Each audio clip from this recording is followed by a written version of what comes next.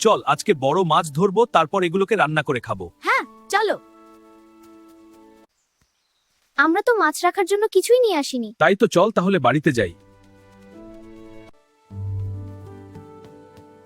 কি নেওয়া যায় বলো তো, মাছ রাখার জন্য বলো তো। এই তো একটা বড় বাক্স দেখা যাচ্ছে। এই তো পেয়ে গেছি।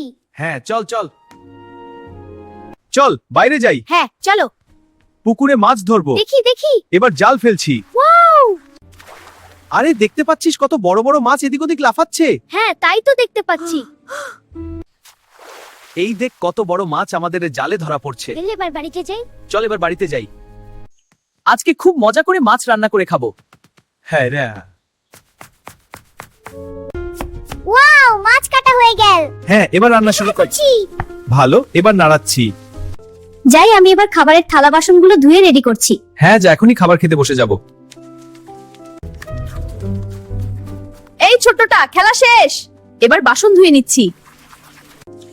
রান্না কেমন হয়েছে রে? খুব ভালো হয়েছে। আমাকে একটা মাছের টুকরো দাও, এই নাও।